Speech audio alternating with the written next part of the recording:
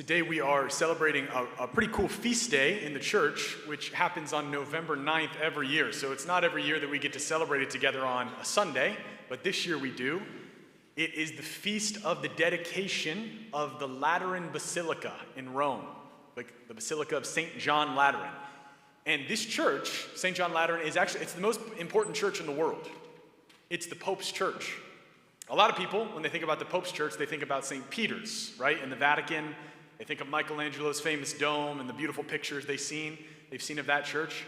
But actually, the Cathedral Church of Rome, and therefore the mother church, really for Catholics all over the world, is the Lateran Basilica, the Basilica of St. John Lateran. And the reason that this church is so important for us is because it was the first public space of worship that was given to Christians by the Roman emperor in the 4th century. So if you remember, for the first 300 years of Christianity was illegal in the Roman Empire. But the Emperor Constantine, in the year 313, issued the Edict of Milan, legalizing Christianity throughout the empire. And by that time, even though Christianity had been illegal, there were so many Christians that he decided to give them as a public place of worship for them to gather on Sundays to celebrate the Eucharist, which they had been doing in their homes up to that point. He decided to give them a palace that had belonged to a noble Roman family named the Laterini family. So that's why it's called the Lateran Basilica. And the basilica was dedicated in 324 AD. And it's dedicated to St. John the Baptist and St. John the Evangelist. So that's why it's St. John Lateran. It's the Lateran Basilica. So and from that time on, the Pope lived at the Lateran Basilica, and that was his cathedral church. And that actually remained the case for about 1,000 years, until in the 1300s, because of political conflicts that were going on, the Pope fled to France, where he stayed along with 6 of his successors for a period of about 67 years. Until finally, at the instigation of brave women like St. Catherine of Siena, the Pope got his butt back to Rome, where he belonged. So he had run away, he was being a coward, and finally the Pope came back, thanks to St. Catherine and other people. When he came back to Rome, St. John Lateran was not in great shape, and so he lived at St. Peter's, and that's where the popes have lived ever since. So that's where the Pope lives today. But still, his cathedral church, the place where his chair is, that is St. John Lateran. So that's a little bit of the history as to why we're celebrating this feast today. But what I'd like to propose is that the reason this day is so important, the reason that this church building is so important, is that it symbolizes for us, it reminds us of one very important truth. And that truth is this: Christianity has the capacity to convert the culture. I'm going to say that again. Christianity has the capacity to convert the culture. Okay, what do I mean by that? Well, when Jesus, before he ascended into heaven, sent his 12 apostles out into the world, he sent them into a very hostile culture. He sent them into the Roman Empire, which we have romantic memories of the Roman Empire because of the way it's portrayed in movies and stuff. The Roman Empire was a pagan civilization, the largest and most powerful and organized pagan civilization that had ever existed in human history. It's difficult for us modern people to imagine what it would have been like to live in the Roman Empire, but let me just try to paint the picture for you so you can think about what it would have been like to preach the gospel in this culture. In the Roman Empire, about 90% of the population was made up of slaves who lived in dire poverty and whose dignity was not recognized at all by the elite and ruling class.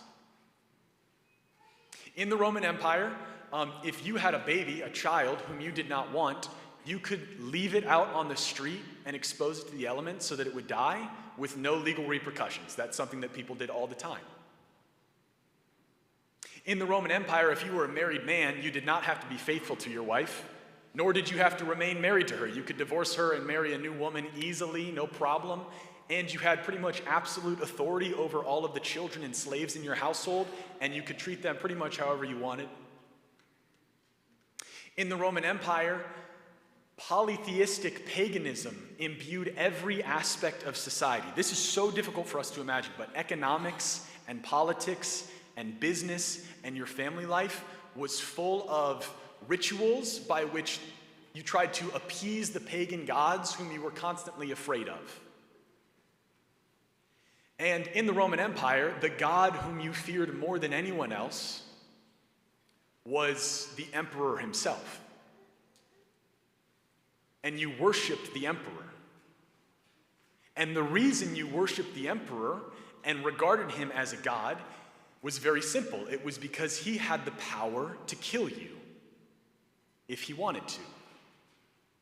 He had the entire Roman military, the largest military in history, at his disposal, and he could exert that force as he saw fit. And so you feared him as a god and you worshiped him. This is the world, this is the culture into which Jesus sent 12 guys. And he said, go. These guys are simple, uneducated, many of them just fishermen.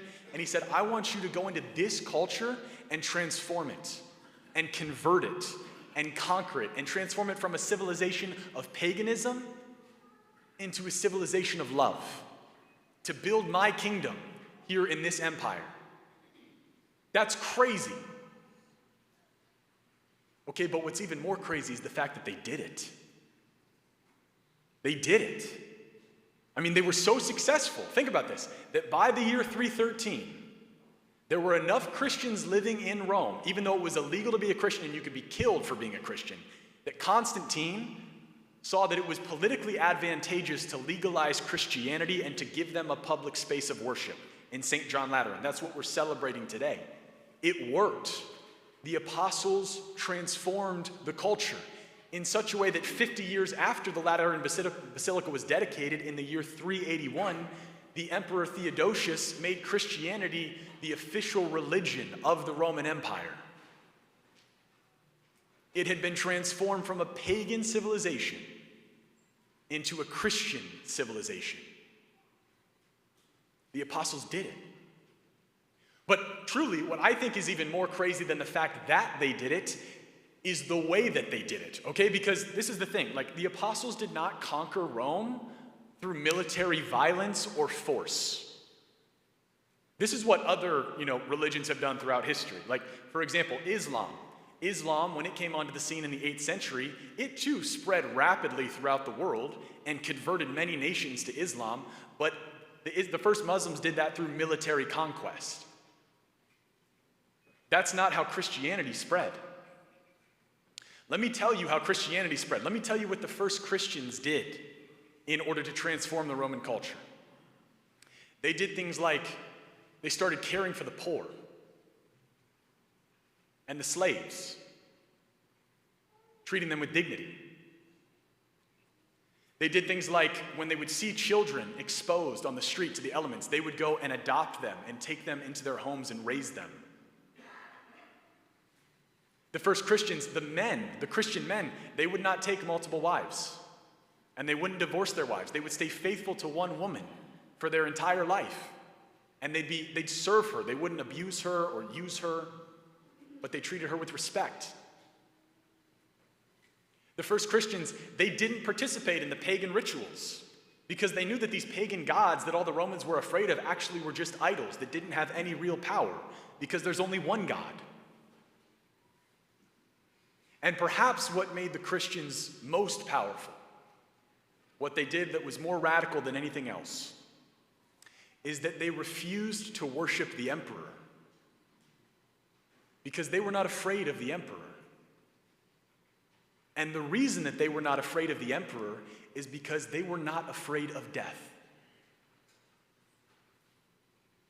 Remember, the emperor was a god. He was worshipped as a god precisely because he had the power to kill you if you transgressed him. But the Christians worshipped a God who had come back to life after they crucified him. They weren't afraid of death anymore And they knew that Caesar wasn't a god at all, but that he was just a tyrant who was using his power for his own selfish ends. And so they refused to worship him. And of course, this made Caesar mad. This made the emperors mad. They put Christians to death. But as they put the Christians to death, they actually undermined their own power, because all of Rome watched as these Christians who were being fed to the lions in the Colosseum joyfully accepted death, sometimes mocking their executioners, and always praying for those who were killing them, that they might repent of their sins and convert to the Lord. And so as the Roman emperors tried to squash Christianity and destroy them, they actually just made it stronger, because everyone started to see that maybe death isn't the end. Maybe this God whom the Christians are worshiping is real. Maybe he really came back to life. Friends, this is how the Christians converted Rome. Not by weapons, not by violence, but by three things: faith, hope, and love. That's how they converted the most powerful pagan civilization in the entire world. If you go into St. John Lateran's Basilica today, I've had the privilege of getting to go over to Italy and go into this basilica. The nave of the church is lined with these massive statues of the apostles. And in their hands, they are holding the instruments with which they were killed. So Andrew, for example, St. Andrew, he's holding a cross because he was crucified. St. Simon the Zealot, he is holding a saw because he died by being sawed in half. St. Bartholomew, his statue, he's holding his own skin because he died by being skinned alive. And all his executioners wanted him to do was to admit that he was making it all up, that Jesus didn't come back from the dead, that it was all a lie. But he didn't. He joyfully endured that pain because he was not afraid of death. These men converted the world through faith, hope, and love. And so what I'd like to propose to all of you today is that, have you noticed that our civilization is starting to resemble some of the things that were taking place in Rome? The culture in which we live, in many ways, has become pagan again. In fact, there are studies being done, sociological studies. A lot of young people are actually turning to the worship of polytheistic gods, paganism. And with all the craziness in the world around us, it can start to feel like, wow, we have no power, we're drowning, there's so much chaos, we're afraid of what's taking place. But friends, Christianity still has the capacity to convert the culture. Not by violence, not by forcing our religion down other people's throats, but by faith and hope and love. We can transform the culture by doing the same things that those first Christians did, by serving the poor, by loving our families, loving our spouses faithfully, by protecting the most innocent, by refusing to worship all of the gods that our culture tells us we need to worship: money, sex, power, fame, all these things. We're not going to worship those gods. And we're not going to be afraid of what might come if we remain faithful to the Lord Jesus, because we know that he can protect us and that he's created us for eternity with him. If we commit ourselves to living this life, friends, of faith, hope, and love, I truly believe that we can convert the pagan culture in which we're living. I think it's already happening. I don't know if you've noticed this in our country. A lot of people are starting to come to Christianity and realize that there might be something to it after years and years of Christians being ashamed to practice their faith openly. And I think we should capitalize on this moment and not be afraid to try to convert our culture through faith and hope and love.